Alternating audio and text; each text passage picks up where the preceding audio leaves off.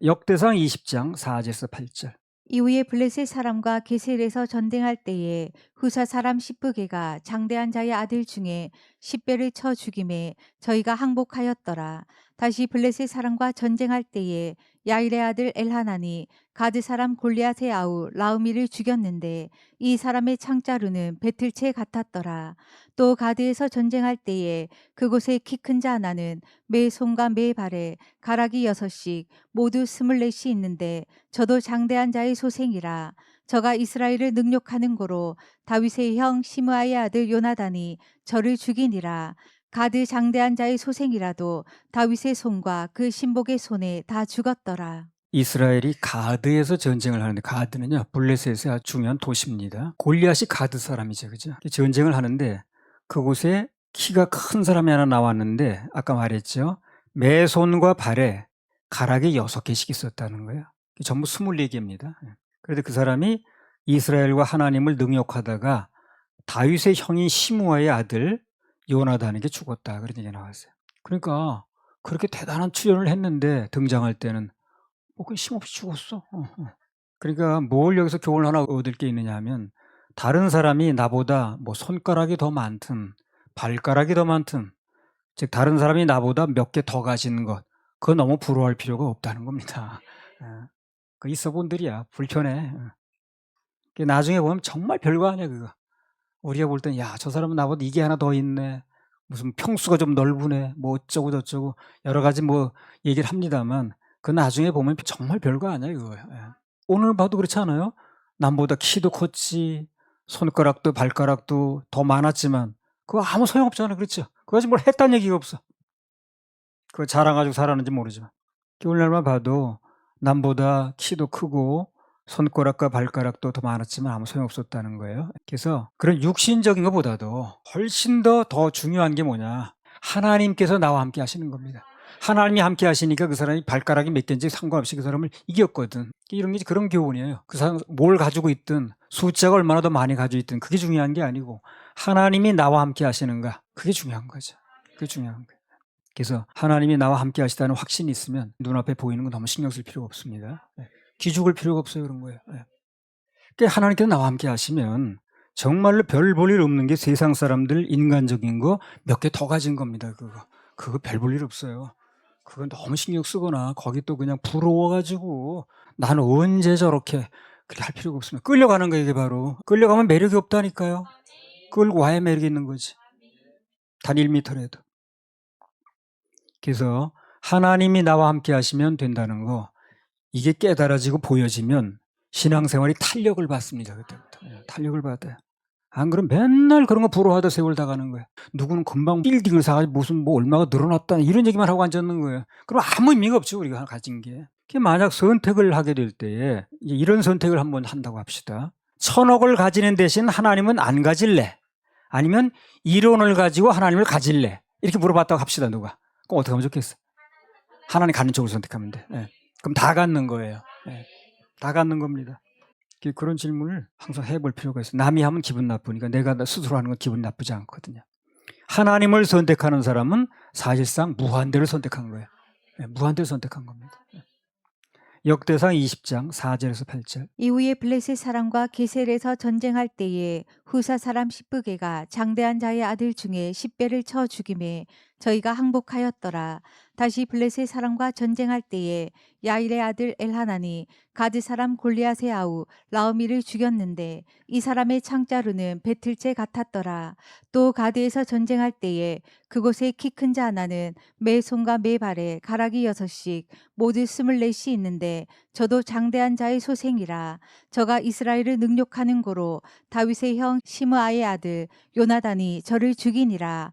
가드 장대한 자의 소생이라도 다윗의 손과 그 신복의 손에 다 죽었더라. 가드 장대한 자의 소생이라도, 이게 무슨 얘기냐면 더 많이 가졌지만, 더 모든 걸 뛰어났지만, 그런 얘기입니다. 그랬지만 결론은 뭐냐, 다 죽었더라는 거야, 다윗의 손에.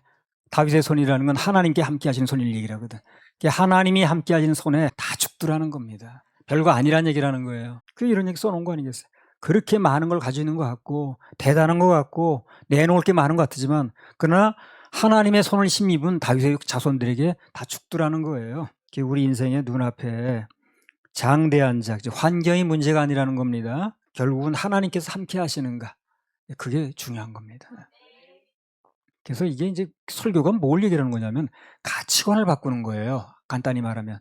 사람이 가치관이 바뀌지 않으면 그 사람은 아무것도 바뀐 게 없는 거예요. 그 사람이 뭐라고 얘기하고 다니든 뭘 입고 다니든 뭐를 내세우든 가치관이 바뀌지 않으면 아무것도 바뀐 게 없는 거예요. 가치관이 그 사람입니다. 구원이 뭡니까? 구원이. 가치관이 바뀌는 거예요. 가치관이 안 바뀌었는데 그 사람 뭘 가지고 구원이라고 그러겠어요. 옛날 가치관이 그대로 있는데. 그래서 설교는 뭘 하느냐 하면 성경적인 가치관을 바꾸는 겁니다. 이게 세상적인 가치관에 이제 물들어 있는 사람들을 세상적인 가치관에서 성경적인 가치관으로 바꾸는 게 이제 설교라 이게. 그래서 설교를 계속 듣다 보면 가치관이 바뀌는 거예요. 어려서부터 얘기를 들으면 더 좋죠. 가치관을 바꾸는데 유리하죠. 어른이 되면 가치관이 잘 안 바뀌거든. 그러니까 어려운 거예요. 이 복음이 어려운 게 아니고 하나님의 말씀이 어려운 게 아니에요. 내 가치관을 바꾸는 게 어려운 거예요. 나이가 들면 안 바뀌거든 잘 그게. 그래서 그런 힘든 싸움을 안 하려면 어려서부터 바꾸는 게 좋은 거예요. 자기와의 싸움이 많아. 하나님께서 함께 하시니까 그 사람이 장대한 자인지 손가락 발가락이 6개 가진 자이든 다 쓰러지더라는 거예요. 창세기 39장 보서 보면 요셉이라는 사람 나오죠. 그 사람 참 안 풀리는 사람이었어요. 잘 집에 있는데 형들이 시기 질투해가지고 그냥 노예로 팔아넘기질 않나. 또 가서 열심히 해가지고 상 받을 줄 알았더니 여자가 또 그냥 유혹해가지고 종살이에도 또 옥살이까지 했네. 잘 안 풀렸죠. 근데 창세기 39장에 2번 나오는 말씀이 뭐냐면 하나님이 함께 하시니까 형통하였더라.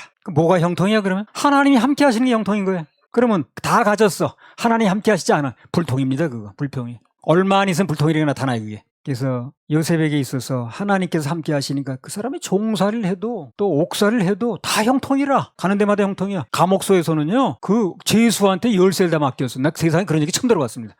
죄수한테 열쇠 맡기는 그런 감옥이 어딨나. 근데 요셉이 얼마나 마음에 들었으면 그 전옥이 열쇠까지 다 맡겼어요. 형통이지. 결국은 또 형통했어. 바로가 꿈꾼 거 다 해석해가지고 전 세계 강대국의 총 대신 됐으니까. 바로가 그러잖아. 내가 너보다 높은 건 의자 하나 높은 거야. 다 네가 더 높아 이랬잖아. 그래서 하나님께서 함께 하시면 눈앞에서 별별 일이 다 벌어져도 결국은 하나님께서 해결하시는 겁니다. 그래서 결국 최후의 승리는 우리 것이 되는 것입니다. 싹 해결, 최후 승리. 그렇습니다. 우리 하나님의 자녀들은 살다 보면 눈앞에 환경이 커 보일 때가 있거든요. 그래도 막막해 보여도 전혀 위축될 일이 없습니다. 위축되면 안 돼요. 하나님 앞에서는 불가능이 없거든. 참 주님이 계시지. 해결하실 주님, 고쳐주실 주님, 길을 내주실 주님, 사막에 생수가 터지게 하실 주님, 여리고성을 무너뜨릴 주님, 이 주님을 생각해내면 되는 거예요. 생각해내는 게 동행이라고 그랬어요. 동행하면 하나님 기뻐하십니다. 눈앞의 환경은 본질이 아니에요. 그게 환경은 폐수라고 그랬어요. 진짜 본질은 생수 대신 말씀입니다. 하나님께서 함께 하시느냐 여부가 본질인 거예요. 링컨이 정확히 얘기를 한 거지. 그게 그 남군이 노예를 유지하자는 쪽인데 그 노예 많이 가진 사람 누구겠어요? 부자들이겠죠. 그 부자들이 다 그쪽으로 갔다는 거야. 노예 유지하자는 쪽으로 갔다는 거야. 부자들은 노예가 많으니까. 그래서 돈을 대주고 하는 부자들이 다 저쪽으로 갔으니 우린 전쟁에 이길 수 없다. 비관적인 얘기를 하는 거예요. 그 얘기를 링컨이 듣더니 그게 중요한 게 아니고 하나님이 어느 쪽에 계신가 중요하다. 그래 얘기를 했다는 거예요. 유명한 말입니다 그거. 그 전쟁은 돈 가지고 하는 건데 노예를 유지하는 쪽이 돈 많은 쪽이니까 그쪽에 다 붙었다는 거야. 우리는 전쟁이 이게 어렵다는 얘기를 하는 거거든. 그러니까 링컨이 그게 아니고 본질은 하나님이 어느 쪽에 계신가가 중요한 거다. 결국 누가 이겼습니까? 링컨 쪽이 이겼잖아요. 역사가 증명합니다. 그래서 지금 뭔진 모르겠지만 골리앗과 같은 문제에 맞닥뜨려 있다. 야, 이거는 도저히 넘기기 힘들다. 너무 크다. 이거는 내가 감당하기 어렵다. 그런 문제를 가지고 있다면, 맞닥뜨렸다면 소망을 가지시기 바랍니다. 소망을 가지셔야 됩니다.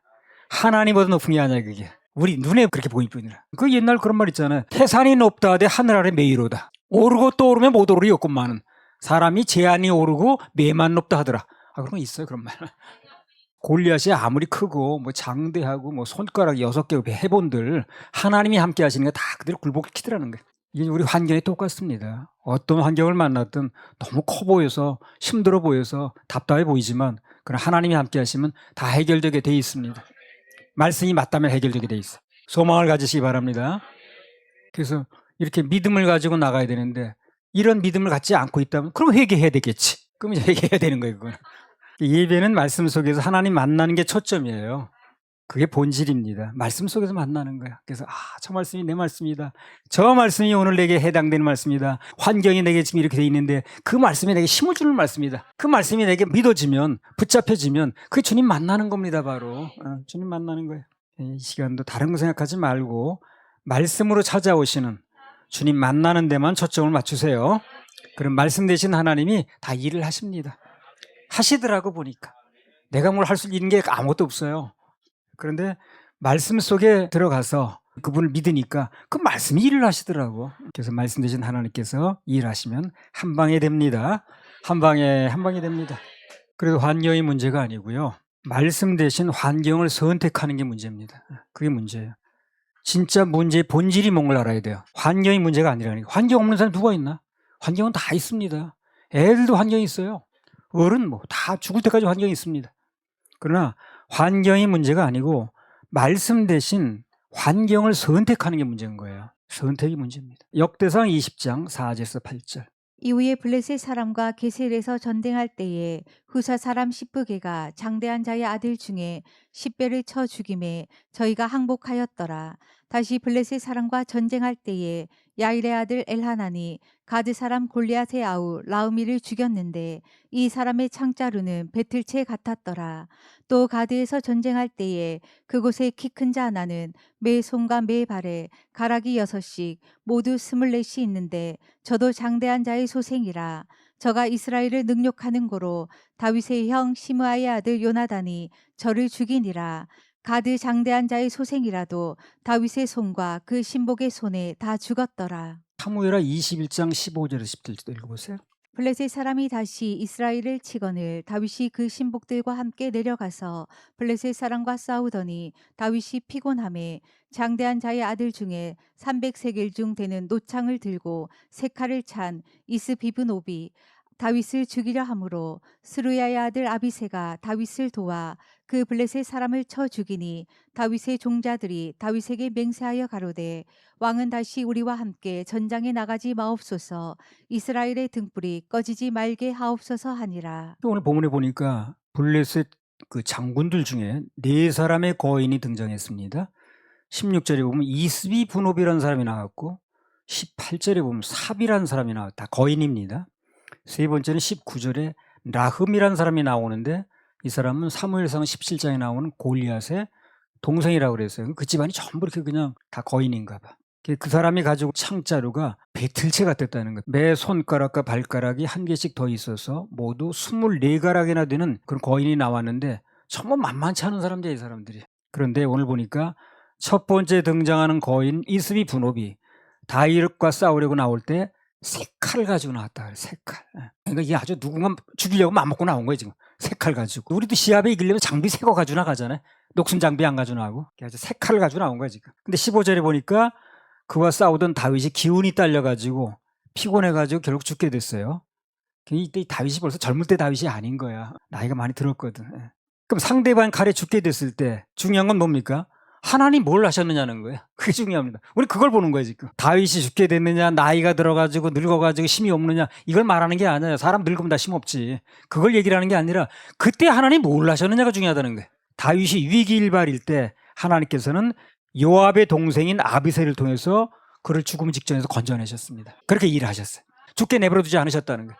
그러니까요, 우리도 어떤 일이 벌어져도 그냥 죽게 내버려두지 않으세요. 무슨 돕는 천사를 통해서든 살게 해주십니다.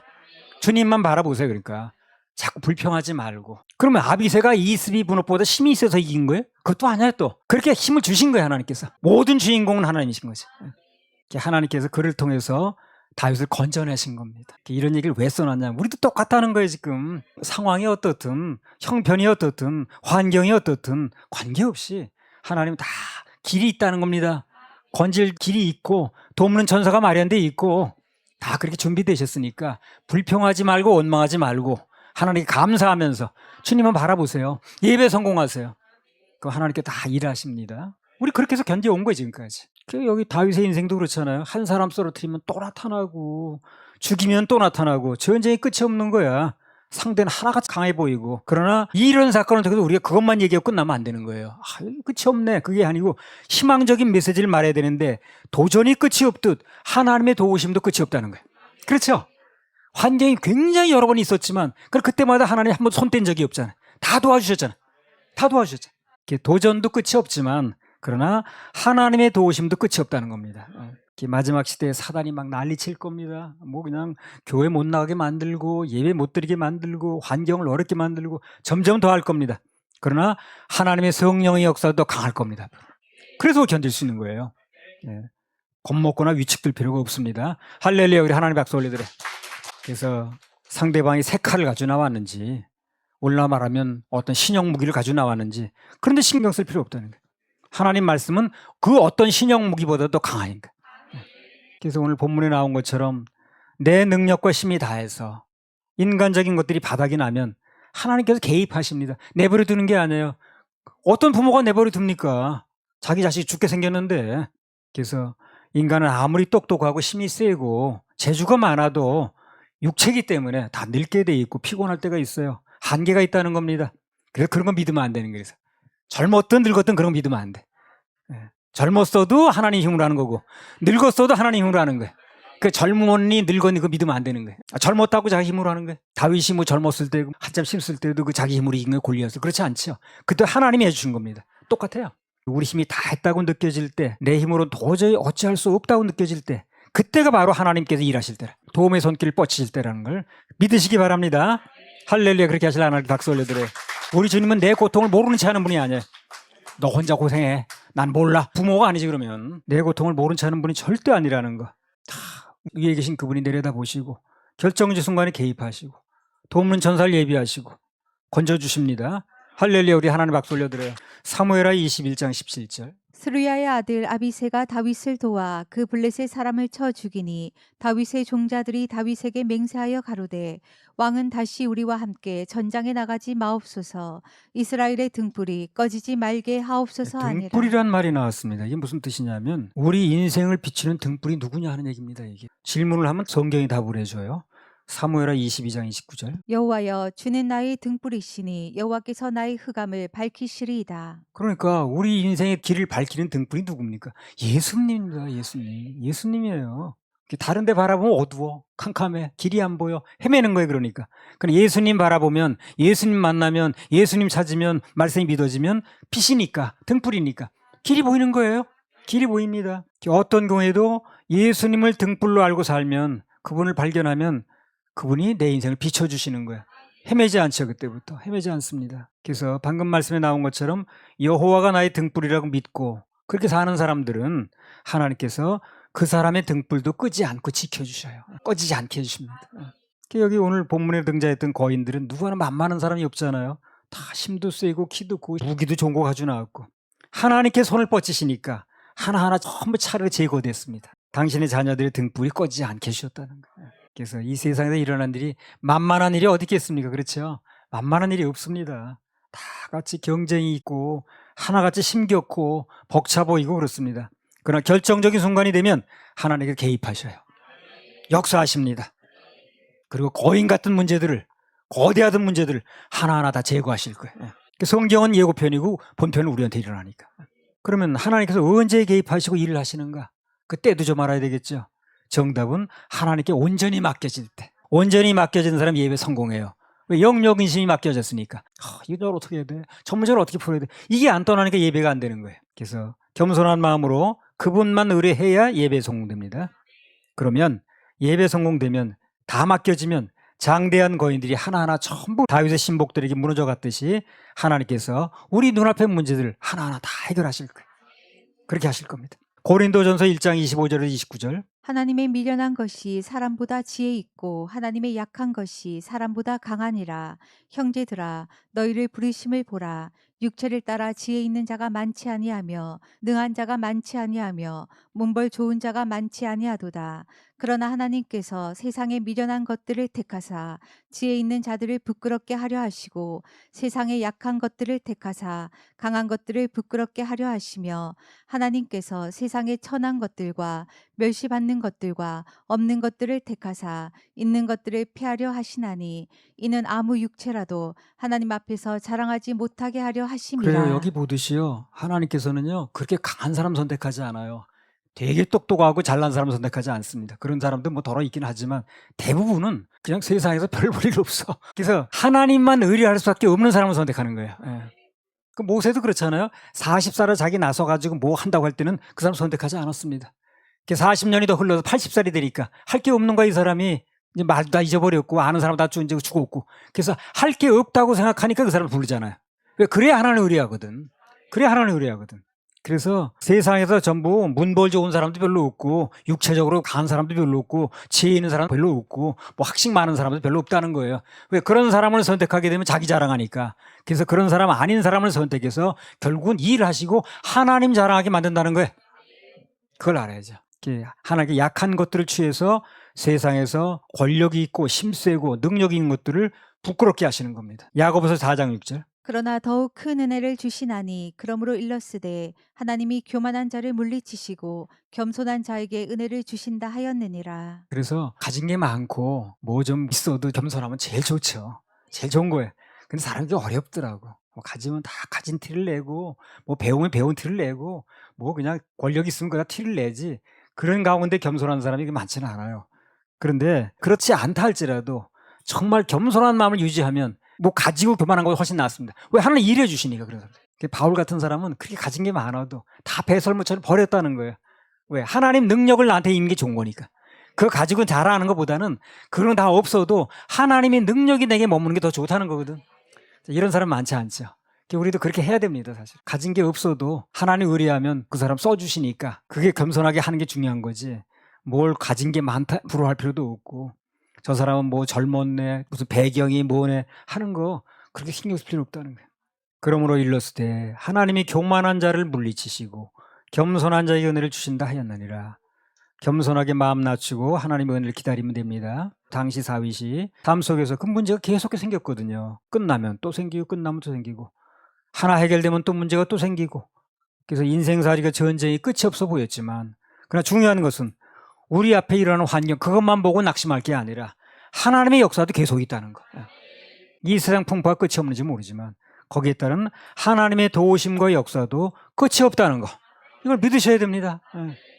문제가 일어날 때마다 우리도 끊임없이 그 문제를 하나님께 맡기면 돼요. 그래서 문제가 또 일어나면 또 맡기고 열왕기 5장에 나오는 나만 장군 얘기 여러분 잘 알죠? 거기 보면 그 아람 나라 그 당시 강대국이거든. 이스라엘은 약소국에 속했습니다.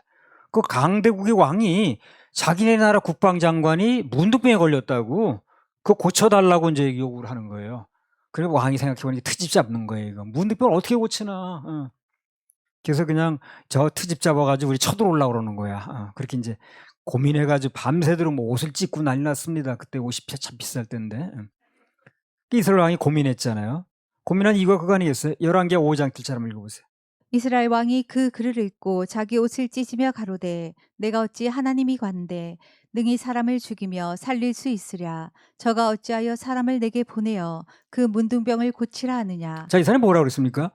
내가 무슨 하나님이라고 고치냐 그랬죠. 이건 바꿔 말하면 무슨 얘기입니까? 하나님 할 수 있다는 얘기라는 거죠. 이걸 믿었어야 되는 거예요, 이 사람이.